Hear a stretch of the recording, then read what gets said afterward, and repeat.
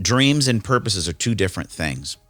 And that's why this chapter is really important, because this is really the first chapter where I really do dig into beginning to understand what my actual purpose was once the dream died. And it's interesting, right? A dream is defined as a cherished aspiration, ambition, or ideal, right? It's a cherished aspiration or ambition, whereas a purpose is defined as the reason for which something is done or created for, right? So you have a cherished aspiration, that's your dream, but your purpose is the reason why you were created.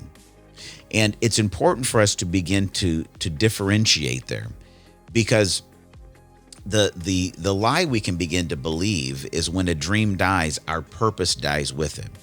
Specifically, and I've talked about this before, specifically when so much of our sense of identity is wrapped up in the particulars of that dream.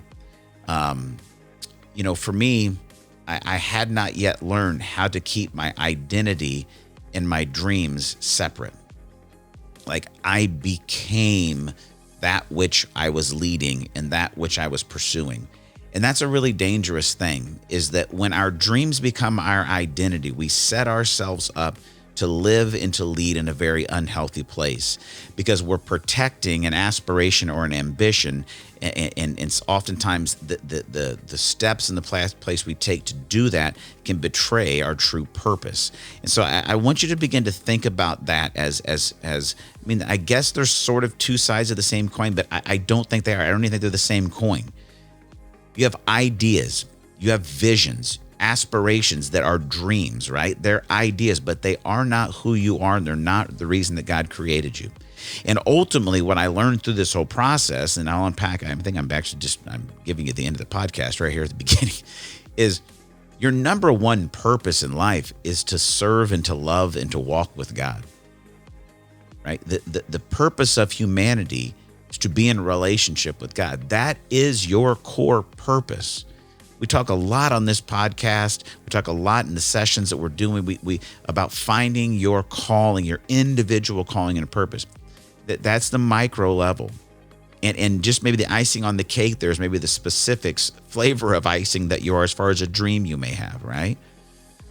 But the cake, the core, the essence of who you are as a human being is your purpose is to love and to be loved by God.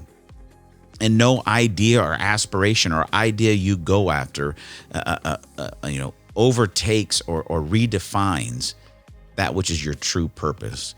And this decade of life for me, started when I was 24 years old, and kind of closed out when I was about 30, 33, 34.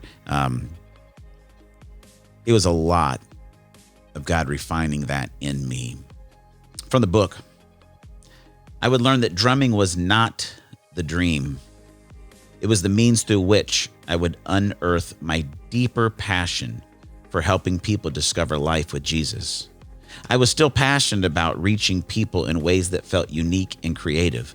I would always love music, but I also learned that I had other gifts too, and I'd been too busy making music to see them before. Through gifts of leadership and communication, God began inviting me into new dreams.